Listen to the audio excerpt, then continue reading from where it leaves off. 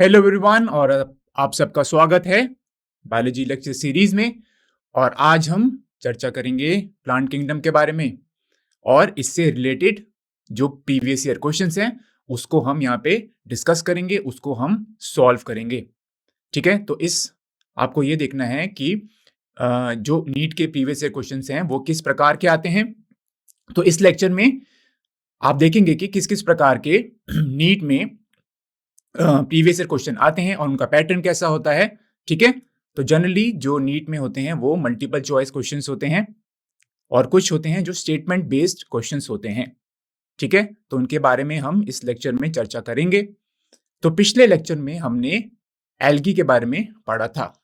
ठीक है, तो अब हम प्लांट किंगडम को कंटिन्यू करेंगे और इस लेक्चर में हम ब्रायोफाइट्स, टेरिडोफाइट्स, जिम्नोस्पर्म और एंजियोस्पर्म के बारे में चर्चा करेंगे। ठीक है, तो पहले मैं आपको ब्रीफ समरी देना चाहूंगा। ठीक है, और इसकी मदद से फिर आप जो प्रीवियस ईयर क्वेश्चंस हैं उसको सॉल्व कर सकते हैं। ठीक है, तो सबसे पहले सारे कॉन्सेप्ट्स हम जान लेते हैं। ठीक है, अब हम बात करते हैं ब्रायोफाइट्स के बारे में। जो ब्रायोफाइट्स होते हैं वो they are the plants which can live in soil, ठीक है, but are dependent on water for sexual reproduction. Means इसका मतलब ये है कि जो ब्रायोफाइट्स होते हैं उनको हम बोलते हैं amphibians of the plant kingdom. ठीक है, जो ब्रायोफाइट्स होते हैं इन्हें हम amphibians of the plant kingdom कहते हैं। अब एम्फीबियंस आपको पता है क्या होते हैं? वो ऑर्गेनिज्म जो कि सॉइल पे और वाटर में दोनों में रह सकते हैं, यानी कि वो जमीन पे भी रह सकते हैं और वो पानी में भी रह सकते हैं। उनको कहते हैं हम एम्फीबियंस। अब ब्रायोफाइट्स को हम amphibians of the plant kingdom क्यों कहते हैं? क्योंकि जो ब्रायोफाइट्स होते हैं वैसे तो वो सॉइल में यानी कि जमीन पर ही रहते हैं, ग्रो करते हैं, पर इनको अपनी लाइफ साइकिल कंप्लीट करने के लिए वाटर की जरूरत होती है। ठीक है, तो लाइफ साइकिल का मतलब इनको पानी की जरूरत होती है सेक्सुअल रिप्रोडक्शन करने के लिए। ठीक है, तो यहां पे हम ये भी लिख सकते हैं, इन्हें पानी की जरूरत होती है to complete its life cycle. अब क्या होता है ब्रायोफाइट्स में जो स्पर्म प्रोड्यूस होते हैं जिसे हम कहते हैं एंथ्रोजॉइड्स। ठीक है, तो ब्रायोफाइट्स की अगर हम बात कर रहे हैं यहां पे, तो यहां पे जो मेल गैमीट्स होते हैं इनको हम बोलते हैं एंथ्रोजॉइड्स। ठीक है, हम बोल सकते हैं जो स्पर्म्स होते हैं ब्रायोफाइट्स में उसे हम बोलते हैं एंथ्रोजॉइड्स। और ये जो होते हैं फ्लैजिलेटेड होते हैं, ये मूव कर सकते हैं। और जो आर्किगोनिया है, ठीक है, जिसमें एग होता है, उस तक पहुंचने के लिए इनको स्विम करना पड़ता है। ठीक है, इनको स्विम करना पड़ता है और ये फ्लैजिला की मदद से ये स्विम करते हैं और ये कहां तक पहुंचते हैं? ये आर्किगोनिया तक फिर पहुंच जाते हैं और फिर ये, ठीक है, एग को फर्टिलाइज कर सकते हैं। ठीक है, तो ब्रायोफाइट्स को पानी की बहुत जरूरत होती है अपनी लाइफ साइकिल कंप्लीट करने के लिए। अब आइए अगले पॉइंट पे चलते हैं। जो ब्रायोफाइट्स में होती है, ठीक है, उनकी जो बॉडी की जो डिफरेंशिएशन होती है, ठीक है, वो ज्यादा कॉम्प्लेक्स नहीं होती, पर वो एल्गी से थोड़ी कॉम्प्लेक्स होती है। ठीक है, और ब्रायोफाइट्स में क्या होता है? एक थैलस लाइक स्ट्रक्चर होता है, ठीक है, जो कि प्रोस्ट्रेट या इरेक्ट हो सकता है। अब प्रोस्ट्रेट का मतलब क्या होता है? यानी कि वो जो सबस्ट्रेटम है, जो सॉइल है, उसके बहुत पास होता है। ठीक है, तो प्रोस्ट्रेट का मतलब होता है नियर टू दी सरफेस। तो आप यहां पे लिख सकते हैं नियर टू दी सरफेस। ठीक है, और जो ब्रायोफाइट्स होते हैं ये सॉइल से कैसे अटैच्ड होते हैं? सॉइल से कैसे जुड़े होते हैं? राइजोइड्स की मदद से। तो यहां पे आप देख सकते हैं रूट्स मौजूद नहीं है, यहां पे मौजूद होते हैं राइजोइड्स। ठीक है, आइए अब आगे चलते हैं। अब ब्रायोफाइट्स में जो ट्रू स्टेम होती है, ट्रू लीव्स होती हैं, ठीक है, वो मौजूद नहीं होती। ठीक है, तो यहां पे लिखा है they possess root like, leaf like या स्टेम लाइक स्ट्रक्चर्स। ठीक है। तो रूट लाइक स्ट्रक्चर जिसे हम कहते हैं राइजोइड्स, ये मौजूद होते हैं। लीफ लाइक स्ट्रक्चर मौजूद होती हैं और स्टेम लाइक स्ट्रक्चर्स मौजूद होते हैं। अब ब्रायोफाइट्स होते हैं वो दो आर डिवाइडेड इनटू लिवरवर्ट्स और मॉसिस। ठीक है, दो प्रकार के ब्रायोफाइट्स होते हैं, लिवरवर्ट्स और मॉसिस। अब हम बात करते हैं लिवरवर्ट्स के बारे में। तो लिवरवर्ट्स की जो बॉडी होती है वो थैलॉइड होती है, ठीक है, और डॉर्सी वेंट्रल होती है। और जो मॉसिस होते हैं वो ज्यादातर अपराइट होते हैं, ठीक है, और वो काफी स्लेंडर होते हैं। और जो एक्सिस होता है वो स्पाइरली अरेंज लीफ उस पर मौजूद होती है, ठीक है। तो ब्रायोफाइट दो प्रकार के होते हैं, लिवरवर्ट्स और मॉसिस। जो लिवरवर्ट्स होते हैं उनका थैलॉइड स्ट्रक्चर होता है, ठीक है, और जो मॉसिस होते हैं वो अपराइट होते हैं और वो काफी स्लेंडर होते हैं और इनकी एक्सिस पर जो स्पाइरली अरेंज लीव्स मौजूद होती हैं। अब जो ब्रायोफाइट की जो मेन प्लांट बॉडी होती है वो होती है गेमिटोफाइट, यानी कि वो होता है हेप्लॉइड। जो गेमिटोफाइट स्ट्रक्चर होता है वो होता है हेप्लॉइड, यानी कि एन, यानी कि उसमें एक क्रोमोसोम सेट मौजूद होता है, ठीक है। तो ब्रायोफाइट यहां पे आप देख सकते हैं उसकी जो डोमिनेंट फेज हो सकती है, ठीक है, तो वो होती है गेमिटोफाइट, ठीक है। और गेमिटोफाइट क्या होता है, वो बियर करता है सेक्स ऑर्गन्स जिनमें गैमीट्स बनते हैं। तो गेमिटोफाइट होता है वो गैमीट प्रोड्यूसिंग, आप बोल सकते हैं, स्ट्रक्चर होता है, ठीक है। अब जो गेमिटोफाइट होता है उस पर जो मेल सेक्स ऑर्गन मौजूद होते हैं उनका नाम होता है एंथ्रीडिया, और फीमेल सेक्स ऑर्गन मौजूद होते हैं उसको बोलते हैं हम आर्कीगोनिया, ठीक है। तो जो गेमिटोफाइट है उस पर जो मेल सेक्स ऑर्गन और फीमेल सेक्स ऑर्गन मौजूद होते हैं, मेल सेक्स ऑर्गन को हम कहते हैं एंथ्रीडिया और फीमेल सेक्स ऑर्गन को हम कहते हैं आर्कीगोनिया, ठीक है। अब जो गैमीट्स हैं, ठीक है, वो प्रोड्यूस होते हैं यहाँ पर आर्कीगोनिया और एंथ्रीडिया में। और जो मेल और जो फीमेल गैमीट्स होते हैं, तो मेल गैमीट्स कौन से होते हैं, एंथ्रोजॉइड्स होते हैं, और फीमेल गैमीट्स होते हैं वो आपस में फ्यूज करते हैं और फिर वो जाइगोट बनाते हैं, ठीक है। तो जाइगोट क्या होता है, जाइगोट जो होता है वो डिप्लॉयड होगा, ठीक है, तो इसे हम लिख सकते हैं 2n, ठीक है। और जाइगोट फिर डिफरेंशिएट करता है और वो बनाता है एक मल्टीसेलुलर बॉडी जिसे हम कहते हैं स्पोरोफाइट। तो सबसे पहले यहां क्या बने, सबसे पहले गैमीट्स बनते हैं। अब गैमीट्स कहां बनते हैं, ये बनते हैं गैमीटोफाइट, ठीक है। गैमीटोफाइट के से गैमीट्स बनते हैं और गैमीटोफाइट में क्या मौजूद होते हैं, सेक्स ऑर्गन्स मौजूद होते हैं, ठीक है। Male sex organ antheridia, female sex organ archegonia, और यहां पर मेल और फीमेल गैमीट्स बनते हैं। और फिर मेल और फीमेल गैमीट्स, नेक्स्ट स्टेप क्या होगा, तो पहला स्टेप हो गया गैमीटोजेनेसिस, यानी कि गैमीट्स का बनना। फिर नेक्स्ट स्टेप हो गया फर्टिलाइजेशन या फ्यूजन ऑफ द गैमीट्स, जिसे हम सिनगैमी भी कहते हैं, ठीक है। तो सिनगैमी हो गया दो गैमीट्स का आपस में फ्यूज होना।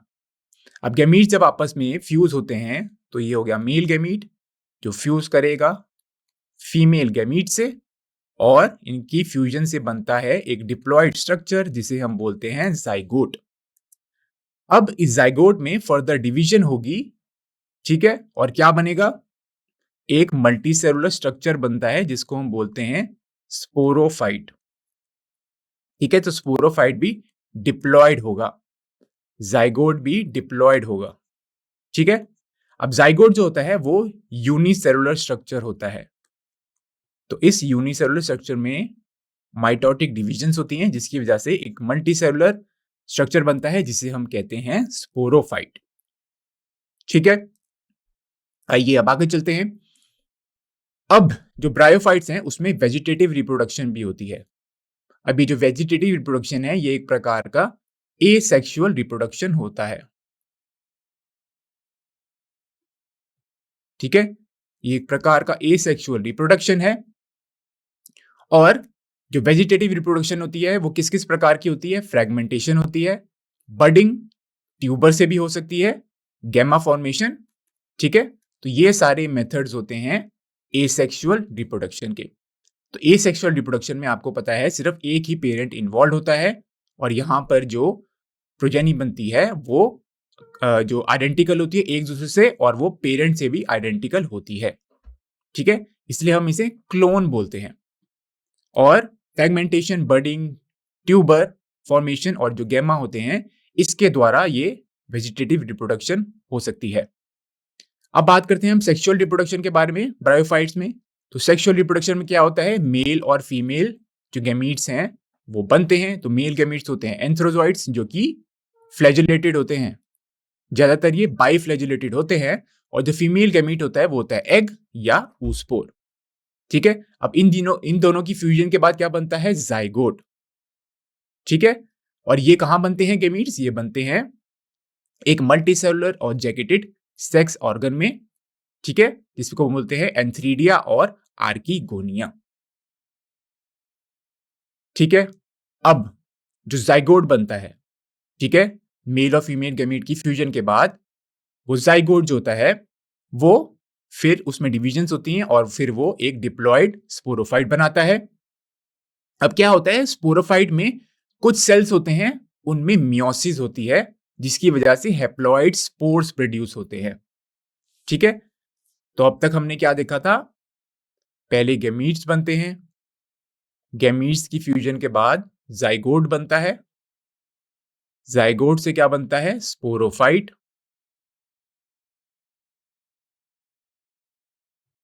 ठीक है। और स्पोरोफाइट में क्या होता है? कुछ सेल्स में स्पोरोफाइट के मियोसिस होती है, ठीक है। और मियोसिस का मतलब क्या होता है? Reductional division. ये क्रोमोसोम नंबर को हाफ में कर देता है, ठीक है। तो स्पोरोफाइट होता है डिप्लॉयड स्ट्रक्चर, यानी कि यहां पे क्रोमोसोम के 2 सेट्स मौजूद होते हैं, ठीक है। अब मियोसिस से क्या होता है? स्पोर्स बनते हैं। तो स्पोरोफाइट से क्या बन रहे हैं यहां पर? स्पोर्स, जो कि हैप्लॉइड स्ट्रक्चर होते हैं, ठीक है। जाइगोट भी डिप्लॉयड स्ट्रक्चर होगा। ये जो गैमीट्स होते हैं ये होते हैं हैप्लॉइड, ठीक है। अब यहां पे आप देखिए some of the cells of the sporophyte undergo meiosis and produce haploid spores, ठीक है, which develop into a photosynthetic haploid gametophyte, ठीक है। अब स्पोर से क्या बनता है? गैमीटोफाइट। तो गैमीटोफाइट क्या होगा? हैप्लॉइड होगा, ठीक है। और ये फोटोसिंथेटिक भी होता है, ठीक है। इसकी वजह से जो लाइफ साइकिल होती है ब्रायोफाइट्स में इसे हम बोलते हैं हैप्लोडिप्लॉन्टिक। तो यहां पे आप देख सकते हैं हैप्लॉइड फेज भी मौजूद है और डिप्लॉइड स्टेज भी मौजूद है। पर जो मेन प्लांट होती है या जो मेजर फेज होती है आप कह सकते हैं वो होती है गैमीटोफिटिक, यानी कि हैप्लॉइड, ठीक है। तो gametophyte is the main plant body जो कि फोटोसिंथेटिक होती है, ठीक है, यानी कि वो फोटोसिंथेसिस के प्रोसेस के द्वारा अपना खाना खुद बना सकती है और वो इंडिपेंडेंट होती है, ठीक है। और जो स्पोरोफिटिक फेज होती है वो काफी शॉर्ट लिव्ड होती है और वो पार्शली या टोटली डिपेंडेंट होती है किस पे? गैमीटोफाइट पे। तो गैमीटोफाइट हो गई हमारी मेन प्लांट बॉडी और जो स्पोरोफिटिक फेज होती है जो कि डिप्लॉयड होती है वो काफी शॉर्ट लिव्ड होती है और वो पार्शली या टोटली डिपेंडेंट होती है गैमीटोफाइट पर। आइए अब हम चर्चा करते हैं ब्रायोफाइट्स की इकोलॉजिकल इंपॉर्टेंस के बारे में, इकोनॉमिकल इंपॉर्टेंस के बारे में, ठीक है। इकोनॉमिकल इंपॉर्टेंस, ठीक है। तो ब्रायोफाइट्स जो होते हैं वो इकोलॉजिकल सक्सेशन में मदद करते हैं। तो ये एक पाइनियर स्पीशीज की तरह एक्ट करते हैं। तो हम यहां पे लिख सकते हैं ब्रायोफाइट्स पाइनियर स्पीशीज की तरह ये एक्ट करते हैं और ये इकोलॉजिकल सक्सेशन में मदद करते हैं, ठीक है। अब दूसरी इंपॉर्टेंस क्या होती है? तो ये एक प्रकार का इकोलॉजिकल इंपॉर्टेंस भी है, ठीक है। तो हम यहां दोनों पढ़ रहे हैं, हम इकोलॉजिकल और इकोनॉमिकल इंपॉर्टेंस। अब जो मॉसिस होते हैं, हमने पढ़ा था ब्रायोफाइट्स दो प्रकार के होते हैं, लिवरवर्ट्स और मॉसिस। और जो मॉसिस होते हैं, ये जो सॉइल सरफेस होती है, जो मिट्टी होती है, उस पर बहुत ही डेंस मैट बना देते हैं, जिसकी वजह से सॉइल की जो जो सॉइल इरोजन को वो प्रिवेंट करता है। ठीक है, तो इसकी वजह से डेंस मैट की बनने की वजह से जो सॉइल पार्टिकल्स हैं वो आपस में जुड़े रहते हैं। ठीक है, और इसकी वजह से हम कह सकते हैं it prevents the soil erosion. अब कुछ प्रकार के ब्रायोफाइट्स होते हैं जैसे कि स्फैग्नम। ठीक है, ये स्फैग्नम हो गया, मार्केंशिया, पॉलीट्राइकम। ठीक है, इनकी बहुत ही इकोनॉमिकल इंपॉर्टेंस है। तो ये कहाँ का यूज होते हैं? ये मेडिसिनल पर्पस के लिए यूज होते हैं। ठीक है, जहां पर इनकी एप्लीकेशन क्या है? ये सर्जिकल ड्रेसिंग्स में मौजूद होते हैं, में भी इस्तेमाल होते हैं। ठीक है, अब आइए आगे चलते हैं। अब जो मॉसिस हैं, ठीक है, ये जो हर्बीवोर ऑर्गेनिज्म होते हैं, यानी कि जो शाकाहारी ऑर्गेनिजम्स होते हैं, वो उनके लिए मॉसिस जो है बहुत ही अच्छा फूड सोर्स है। ठीक है, इसके अलावा एक ब्रायोफाइट होता है स्फैग्नम।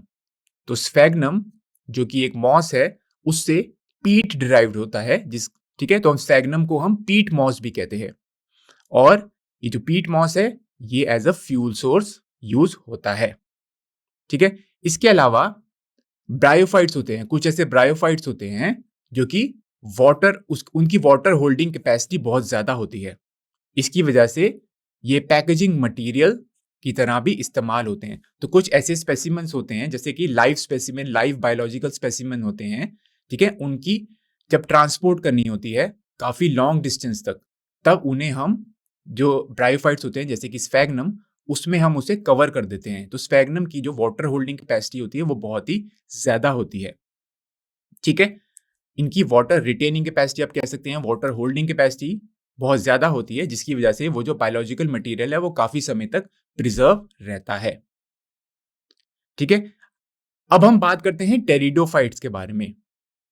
ठीक है, तो टेरिडोफाइट्स होते हैं, ये फर्स्ट वेस्कुलर प्लांट्स हैं। ठीक है, इनमें जो वेस्कुलर सिस्टम टेरिडोफाइट्स में सबसे पहले डेवलप हुआ था।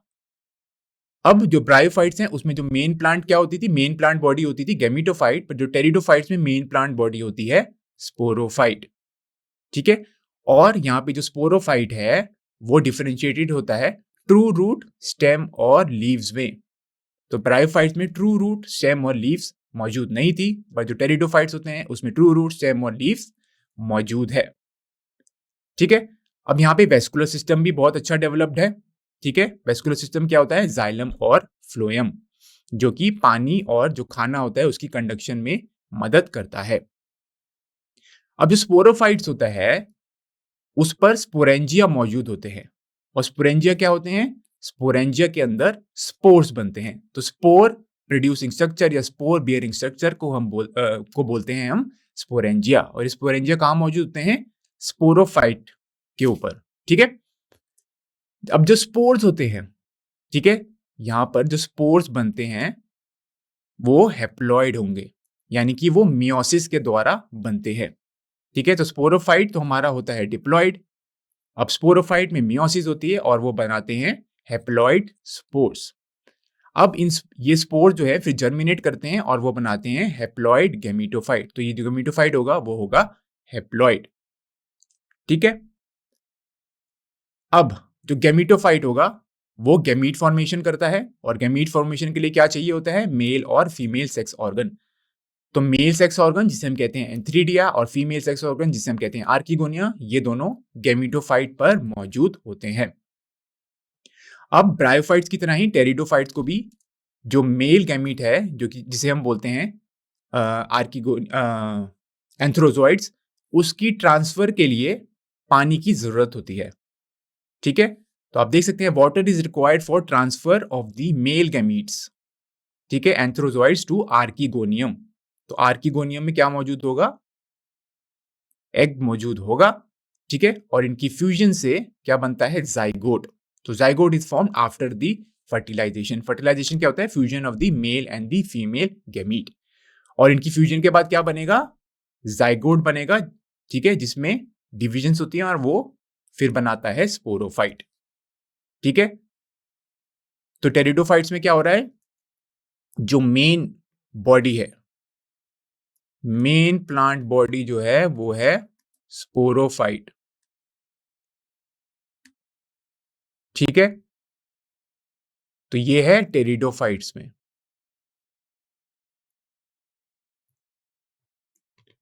ब्रायोफाइट्स में क्या था? ब्रायोफाइट्स में मेन प्लांट बॉडी थी, मेन प्लांट बॉडी क्या थी वहां पे? गैमीटोफाइट। और जो लाइफ साइकिल होती है ब्रायोफाइट्स में वो होती है हैप्लोडिप्लॉन्टिक, टेरिडोफाइट्स में भी होती है हैप्लोडिप्लॉन्टिक। पर दोनों में डिफरेंस क्या है? ब्रायोफाइट्स में गैमीटोफिटिक जो होती है वो डोमिनेंट फेज है, टेरिडोफाइट्स में स्पोरोफिटिक फेज होती है, वो डोमिनेंट फेज होती है। ठीक है, आइए अब हम आगे चलते हैं। Life cycle of pteridophyte is haplodiplontic. ठीक है, दोनों फेजेस होती है, हैप्लॉइड फेज भी होती है और डिप्लॉइड फेज भी होती है, पर यहाँ पे डोमिनेंट फेज क्या होती है? स्पोरोफाइट। ठीक है, जो कि ऑल्टरनेट करता है किससे? Short lived but independent haploid gametophytic phase से। अब जो टेरिडोफाइट्स होते हैं उसके मेंबर्स क्या क्या होते हैं? हॉर्सटेल्स होते हैं, फर्न्स होते हैं। ठीक है, और इनके कुछ उदाहरण हैं Psilotum, Lycopodium, Selaginella, Equisetum, Pteris, Dryopteris, Adiantum. ठीक है, और ये जो टेरिडोफाइट्स हैं ये 4 मेजर क्लासेस में डिवाइडेड हैं: साइलोप्सिडा, लाइकोप्सिडा, स्फिनोप्सिडा और टेरोप्सिडा। ठीक है, अब हम बात करते हैं टेरिडोफाइट्स की कुछ बेनिफिट्स के बारे में, इकोलॉजिकल और इकोनॉमिकल इंपॉर्टेंस के बारे में। अब जो टेरिडोफाइट्स है जैसे कि मार्सिलिया है, ठीक है, वो रिच होता है स्टार्च में। ठीक है, तो ये एज अ स्टार्च का सोर्स यूज होता है। ठीक है, और जो टेरिडोफाइट्स होते हैं ये कुछ टेरिडोफाइट्स ऐसे भी होते हैं जो ऑर्नामेंटल प्लांट्स की तरह यूज होते हैं और वो डेकोरेट करने में, यानी कि गार्डन्स को आप डेकोरेट कर सकते हैं इन टेरिडोफाइट्स की मदद से। ठीक है, और कुछ ऐसी स्पीशीज होते हैं टेरिडोफाइट्स में जिसे हम कहते हैं ड्रायोप्टेरिस। अब जो ड्रायोप्टेरिस होता है उसकी कुछ मेडिसिनल प्रॉपर्टीज होती हैं, तो ये एक मेडिसिनल टेरिडोफाइट है। इसके अलावा एजोला होता है जो कि एक प्रकार का टेरिडोफाइट है जिसमें नाइट्रोजन फिक्सिंग एबिलिटी है। ठीक है, और एजोला का यूज कहां पे होता है? It is use as a bio fertilizer. ठीक है, कहां पर? राइस फील्ड्स में, पैडी फील्ड्स होती हैं, राइस फील्ड्स। अब जो एजोला जो है वो एक सिम्बायोटिक रिलेशनशिप बनाता है नाइट्रोजन फिक्सिंग साइनोबैक्टीरिया से, जिसे हम कहते हैं एनाबीना एजोला। ठीक है, तो यहाँ पे एक सिम्बायोटिक रिलेशनशिप होती है, यानी कि म्यूचुअलिस्टिक रिलेशनशिप होती है, यानी कि दोनों मेंबर्स जो होते हैं इस रिलेशनशिप में वो दोनों एक दूसरे से बेनिफिट होते हैं। ठीक है, अब हम बात करते हैं जिम्नोस्पर्म्स के बारे में। तो जिम्नोस्पर्म्स में क्या होते हैं? नेकेड सीड प्रोड्यूस होते हैं। ठीक है, तो इनका फीचर क्या होता है? सबसे पहले दे प्रोड्यूस नेकेड सीड्स। ठीक है, नेकेड सीड्स का मतलब क्या है? जो ओव्यूल्स होते हैं, तो आपको पता है कि जो ओव्यूल्स होते हैं वो डेवलप करते हैं फर्टिलाइजेशन के बाद सीड में, और जो ओवरी होती है वो डेवलप करती है फ्रूट में। ठीक है, पर जिम्नोस्पर्म्स में क्या होता है? जो ओव्यूल्स होता है वो ओवरी वॉल से सराउंडेड नहीं होता। ठीक है, तो जिम्नोस्पर्म्स में क्या होता है? नेकेड सीड कैसे प्रोड्यूस होते हैं जिम्नोस्पर्म्स में? तो यहां पे जो ओव्यूल्स होते हैं, ठीक है, they are not enclosed by the ovary wall. ठीक है, they are not enclosed by the ovary wall, जिसकी वजह से जो ओव्यूल्स होते हैं, ठीक है, उनमें ना तो ओवरी वॉल मौजूद होती है ना ही सीड कोड मौजूद होता है। तो जिम्नोस्पर्म्स में ओवरी वॉल भी नहीं होती और इसके अलावा there is no seed coat also. तो इसकी वजह से हम जिम्नोस्पर्म्स में जो सीड प्रोड्यूस होते हैं उसको हम बोलते हैं नेकेड सीड। ठीक है, अब जो ओवरी वॉल है वो जो फ्रूट की वॉल बनाती है। ठीक है, अब क्या होता है? फर्टिलाइजेशन के बाद जो सीड्स जो होते हैं वो एक्सपोज रहते हैं इन्वायरमेंट पे। ठीक है, उस पे कोई भी ओवरी वॉल मौजूद नहीं होती और जिसकी वजह से हम जिम्नोस्पर्म्स जो सीड प्रोड्यूस होते हैं उसे हम बोलते हैं नेकेड सीड्स, और इन प्लांट्स को हम बोलते हैं नेकेड सीडेड प्लांट्स। अब जो जिम्नोस्पर्म है वो दो प्रकार के स्पोर्स प्रोड्यूस करते हैं, माइक्रोस्पोर्स और मेगास्पोर्स। ठीक है, और ये जो स्पोर्स होते हैं, माइक्रोस्पोर प्रोड्यूस होते हैं माइक्रोस्पोरेंजिया में, और जो मेगास्पोर्स होते हैं जिनका आकार थोड़ा बड़ा होता है वो प्रोड्यूस होते हैं मेगास्पोरेंजिया में। और ये जो माइक्रोस्पोर और जो मेगास्पोरेंजिया हैं ये कहाँ मौजूद होते हैं? ये स्पोरोफिल्स पर मौजूद होते हैं। ठीक है, अब हम बात करते हैं स्पोरोफिल्स के बारे में। तो स्पोरोफिल्स दो प्रकार के होते हैं, माइक्रोस्पोरोफिल और मेगास्पोरोफिल। और ये कैसे अरेंज होते हैं? स्पाइरली अरेंज होते हैं एक एक्सिस पे। ठीक है, और ये बनाते हैं मेल कोन और फीमेल कोन। तो मेल कोन और फीमेल कोन में क्या होता है? मेल कोन में मौजूद होंगे माइक्रोस्पोरोफिल और फीमेल कोन्स में मौजूद होंगे मेगास्पोरोफिल। ठीक है, और ये जो स्पोरोफिल्स होते हैं, माइक्रोस्पोरोफिल और मेगास्पोरोफिल, ये स्पाइरली अरेंज होते हैं एक एक्सिस पे, और इस अरेंजमेंट को हम बोलते हैं कोन। ठीक है, अब यहां पर पोलन ग्रेन्स बनते हैं। ठीक है, जो पोलन ग्रेन होता है वो जर्मिनेट करता है और फिर वो बनाता है पोलन ट्यूब। ठीक है, और पोलन ग्रेन्स क्या बनाएगा? मेल गैमीट्स बनाएगा। ठीक है, जो कि एग सेल से फिर फ्यूज करते हैं, जो कि आर्किगोनिया में मौजूद होता है। तो जिम्नोस्पर्म में आप देख सकते हैं पोलन ग्रेन प्रोड्यूस होते हैं, और ये पोलन ग्रेन जो कि जर्मिनेट करते हैं और वो पोलन ट्यूब बनाते हैं, और जो पोलन ग्रेन्स हैं वो क्या रिलीज करते हैं इस पोलन ट्यूब में? मेल गैमीट्स, जो कि एग सेल को फर्टिलाइज करेंगे, जो कि मौजूद होता है आर्किगोनिया में। अब फर्टिलाइजेशन के बाद जाइगोट बनता है, और जाइगोट क्या बनाएगा? फिर बनाएगा एम्ब्रियो। ठीक है, और आप देख सकते हैं and ovules are converted into the seeds. Ovules कर देते हैं ट्रांसफॉर्म सीड्स में। तो ये होता है फर्टिलाइजेशन के बाद। ठीक है, तो फर्टिलाइजेशन के बाद क्या क्या हो रहा है? एक तो जाइगोट बन रहा है, जाइगोट में फर्दर डिवीजन और डिफरेंशिएशन होता है और वो बनाता है एम्ब्रियो।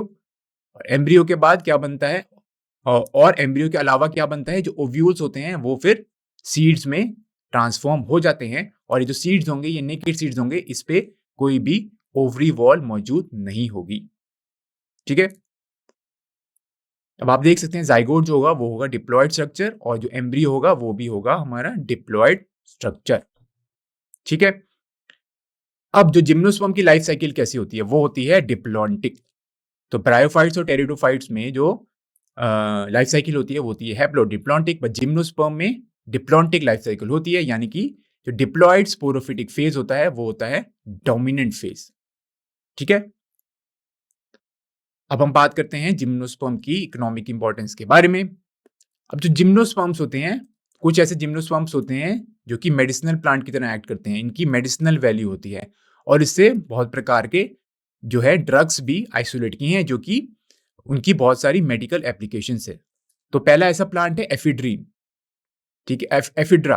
तो एफिड्रा एक प्लांट है जहां से एक ड्रग आइसोलेट होता है जिसे हम कहते हैं एफिड्रीन, और ये जो कफ और कोल्ड और रेस्पिरेटरी जो इश्यूज होती हैं उसकी ट्रीटमेंट में ये एफिड्रीन मदद करता है।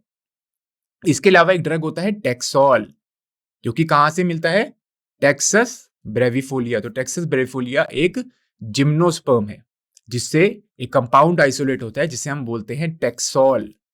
और टेक्सोल की क्या प्रॉपर्टीज होती हैं? ये एक एंटी कैंसरस कंपाउंड होता है। ठीक है, ये एक नेचुरल एंटी कैंसरस कंपाउंड है। तो अब हम सिंथेटिक टेक्सोल भी बनाते हैं। ठीक है, पर सबसे पहले जो टेक्सोल है, ठीक है, या जो इनिशियल डेज में जो टेक्सोल है वो इस जिम्नोस्पर्म से आइसोलेट किया जाता था। ठीक है, अब टेक्सोल कैसे वर्क करता है? ये जो स्पिंडल फाइबर फॉर्मेशन होती है, ठीक है, उसको ये रोक देता है। तो स्पिंडल फाइबर फॉर्मेशन नहीं होगी तो फिर सेल डिवीजन भी नहीं होगी। ठीक है, इसके अलावा जो जिम्नोस्पर्म से बहुत सारे प्रोडक्ट्स भी मिलते हैं, जैसे कि गम, टर्पेंटाइन, रेजिन्स, जैसे कि कनाडा बैल्सम और एम्बर। तो ये सारे प्रोडक्ट्स हैं, ये हमें जिम्नोस्पर्म से मिलते हैं। अब हम बात करते हैं एंजियोस्पर्म्स के बारे में। तो एंजियोस्पर्म्स होते हैं, ठीक है, इनको हम बोलते हैं फ्लावरिंग प्लांट्स। ठीक है, एंजियोस्पर्म्स होते हैं, ये होते हैं फ्लावरिंग प्लांट्स। और जो एंजियोस्पर्म्स हैं ये दो प्रकार के होते हैं। ठीक है, पहला हो गया डाइकोटिलिनस प्लांट और दूसरे हो गए हमारे मोनोकोटिलिडनस प्लांट। ठीक है, अब हम बात करते हैं कि एंजियोस्पर्म में रिप्रोडक्शन कैसे होती है। ठीक है, तो आप देख सकते हैं, unlike gymnosperm, angiosperm produce seeds enclose with in the fruit. तो यहां पे जो सीड्स होते हैं वो फ्रूट के अंदर बनते हैं। ठीक है, क्लियर है? तो यहां पे नेकेड सीड्स नहीं बनते और जो सीड्स होते हैं वो एनक्लोज होते हैं फ्रूट में। तो यहां पे क्या होता है, जो ओव्यूल है वो सीड में डेवलप करता है फर्टिलाइजेशन के बाद, और जो ओवरी है वो डेवलप करता है किसमें, फ्रूट में। और यहां पे जो सीड्स होते हैं वो फ्रूट में एनक्लोज होंगे, यानी कि वो फ्रूट के अंदर होंगे। ठीक है, कोई पूछ रहा है यहां पे कि इसमें नीट का भी क्वेश्चंस हो सकते हैं। ठीक है, वो भी हम डिस्कस करेंगे। तो आगे हम नीट के क्वेश्चंस ही डिस्कस करेंगे इस लेक्चर में। ठीक है, वीडियो की क्वालिटी, आई थिंक वीडियो की क्वालिटी हमारे यहां तो बिल्कुल सही है। ठीक है, अब हम बात करते हैं एंजियोस्पर्म के बारे में। तो एंजियोस्पर्म में डबल फर्टिलाइजेशन होती है। ठीक है, तो ये आपको याद रखना है, एंजियोस्पर्म्स में डबल फर्टिलाइजेशन होती है। ठीक है, तो डबल फर्टिलाइजेशन में क्या होता है, तो आपको पता है जो पोलन ग्रेन है, वो पोलन ग्रेन क्या प्रोड्यूस करता है, वो पोलन ग्रेन प्रोड्यूस करता है दो मेल गैमीट। ठीक है, और इसमें से जो पहला मेल गैमीट होता है, जो फर्स्ट मेल गैमीट होता है, वो किससे फ्यूज करता है, वो फ्यूज करता है एग सेल से, और वो क्या बनाएगा, जाइगोट। ठीक है, और जो सेकंड मेल गैमीट होता है, ठीक है, जो सेकंड मेन गैमीट है वो फ्यूज किससे करता है, वो जो दो पोलर न्यूक्लियाई होते हैं उससे वो फ्यूज करता है। ठीक है, और यहां पे एक ट्रिप्लॉइड स्ट्रक्चर बनता है। तो जाइगोट होता है डिप्लॉइड स्ट्रक्चर, यहां पे एक ट्रिप्लॉइड स्ट्रक्चर बनता है। ठीक है, जिसको हम बोलते हैं प्राइमरी एंडोस्पर्म न्यूक्लियस, जो कि आगे चल के एंडोस्पर्म बनाता है। तो एंडोस्पर्म क्या हुआ, ट्रिप्लॉइड स्ट्रक्चर। तो यहाँ पे तीन, यहाँ पे आप देख सकते हैं मेल गेमेटोफाइट होता है हैप्लॉइड, और दो पोलर न्यूक्लियाई हैं, तो एन और एन। ठीक है, इसकी वजह से ये बनाता है ट्रिप्लॉइड स्ट्रक्चर। यहाँ पे मेल गेमेटोफाइट होगा हैप्लॉइड, एक्सेल भी होगा हैप्लॉइड, तो ये दोनों आपस में फ्यूज करके बनाते हैं 2n स्ट्रक्चर, जिसे हम बोलते हैं जाइगोट। तो इस प्रोसेस को हम बोलते हैं, तो यहाँ पे आप देख सकते हैं फर्टिलाइजेशन दो बार हो रही है। ठीक है, तो इसको हम बोलते हैं डबल फर्टिलाइजेशन, जो कि कहां होता है, वो होता है एंजियोस्पर्म्स में। ठीक है, अब ये जो सेकंड मेल गैमीट की जो फ्यूजन थी दो पोलर न्यूक्लियाई से, ठीक है, leading to the formation of a triploid structure, जिसे हम बोलते हैं एंडोस्पर्म, इसको हम बोलते हैं ट्रिपल फ्यूजन। ठीक है, इसे हम बोलते हैं ट्रिपल फ्यूजन। क्लियर है? तो एंजियोस्पर्म्स में डबल फर्टिलाइजेशन होती है। ठीक है, आपको एम्ब्रियो सैक का स्ट्रक्चर भी पता होगा। एम्ब्रियो सैक में क्या मौजूद होते हैं, साइनोइड्स मौजूद होते हैं, एक्सन मौजूद होता है, दो पोलर न्यूक्लियाई होते हैं, और चलाजल सेल्स भी मौजूद होते हैं। ठीक है, तो इस कॉन्सेप्ट को समझने के लिए आपको एम्ब्रियो सैक के स्ट्रक्चर के बारे में भी पता होना चाहिए। ठीक है, तो यहाँ पे मैं आप एम्ब्रियो सैक का एक बिल्कुल आपको रफ स्ट्रक्चर स्केच बना के दिखाता हूँ। तो यहाँ पर दो साइनर्जीज मौजूद होते हैं और एक एक्सेल यहाँ मौजूद होता है। तो ये है माइक्रोपाइलर एंड। जो माइक्रोपाइलर एंड है वहां पर दो साइनर्जिड सेल और एक एक्सेल मौजूद होता है। सेंटर में दो पोलर न्यूक्लियाई मौजूद होते हैं और चलाजल एंड पर एंटीपोडल सेल्स मौजूद होते हैं। तो ये होता है चलाजल एंड।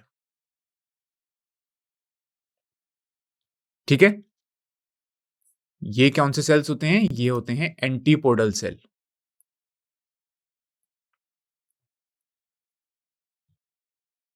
ये होते हैं पोलर न्यूक्लियाई।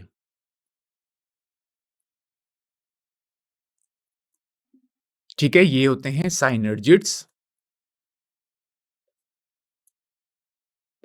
और ये हो गया एग सेल, ठीक है। तो ये होता है एम्ब्रियो सैक। एम्ब्रियो सैक होता है जो एंजियोस्पर्म में वो होता है, आपको पता होगा 7 सेल्ड और कितने न्यूक्लिएटेड, 8 न्यूक्लिएटेड, ठीक है। जो मैच्योर एम्ब्रियो सैक होता है उसमें 7 सेल्स मौजूद होते हैं और वो 8 न्यूक्लिएट होता है, क्योंकि ये जो पोलर न्यूक्लिया है ये आपस में फ्यूज कर जाते हैं, ठीक है। तो जो मेल गैमीट होता है, जो फर्स्ट मेल गैमीट होता है वो एग सेल से फ्यूज करता है, और जो सेकंड मेल गैमीट होता है वो इन दोनों पोलर न्यूक्लियाई से फ्यूज करता है। इसे हम कहते हैं डबल फर्टिलाइजेशन, ठीक है। तो हम यहां पे लिख सकते हैं सेकंड मेल गैमीट इससे फ्यूज करता है, और यहां पर फर्स्ट मेल गैमीट वो एग सेल से फ्यूज करता है, ठीक है। तो आइए आगे चलते हैं। अब एंजियोस्पर्म्स को हम फ्लावरिंग प्लांट्स बोलते हैं, ठीक है, और इसमें एक स्पेशलाइज्ड रिप्रोडक्टिव स्ट्रक्चर्स होते हैं। और फ्लावर्स का क्या फंक्शन होता है, ये फ्लावर जो हैं वो पॉलिनेटर्स जैसे कि इंसेक्ट्स, बर्ड, मैमल्स, ठीक है, इन सबको अट्रैक्ट करते हैं, जिसकी वजह से पॉलिनेशन हो पाती है। अब हम बात करते हैं एंजियोस्पर्म के कुछ इकोनॉमिक इंपॉर्टेंस के बारे में। तो एंजियोस्पर्म जो होते हैं वो हमारे फूड क्रॉप्स होते हैं, जैसे कि व्हीट, राइस, एप्पल्स, ठीक है, और ये बहुत ही वैल्यूएबल कमोडिटीज हैं, ठीक है, ठीक है। और इनके अलावा कॉटन, टिम्बर और कुछ ऐसे मेडिसिनल प्लांट भी हैं जो कि एंजियोस्पर्म्स के अंडर आते हैं। तो आप देख सकते हैं एंजियोस्पर्म्स की बहुत सारी इकोनॉमिक इंपॉर्टेंस है। तो ये हमें फूड भी प्रोवाइड कर रहे हैं और ये हमें बहुत सारे वैल्यूएबल प्रोडक्ट्स भी प्रोवाइड कर रहे हैं, जैसे कि कॉटन, टिम्बर, ठीक है, और यहाँ से कुछ मेडिसिनल ड्रग्स भी आइसोलेट होते हैं, ठीक है। अब एंजियोस्पर्म की लाइफ साइकिल की अगर हम बात करें तो यहाँ पे भी जो लाइफ साइकिल होती है वो होती है डिप्लॉन्टिक, यानी कि डिप्लॉयड फेज जो होती है वो डोमिनेंट होती है। तो एंजियोस्पर्म्स आप देख सकते हैं यहाँ पे जो डोमिनेंट स्टेज होती है वो स्पोरोफिटिक स्टेज होती है, या जो मेन प्लांट होती है वो स्पोरोफाइट होता है, यानी कि वो डिप्लॉयड होगा, ठीक है। और आपको पता है ब्रायोफाइट्स में क्या होता है, ब्रायोफाइट्स में जो गैमेटोफाइट डोमिनेंट स्टेज होता है, ठीक है। और जिम्नोस्पर्म्स और एंजियोस्पर्म्स में क्या होता है, जो गैमेटोफाइट रिमेन्स अटैच्ड, ठीक है, और वो डिपेंडेंट होता है स्पोरोफाइट पे। तो लाइफ साइकिल क्या होती है यहाँ पे एंजियोस्पर्म्स में, डिप्लॉन्टिक,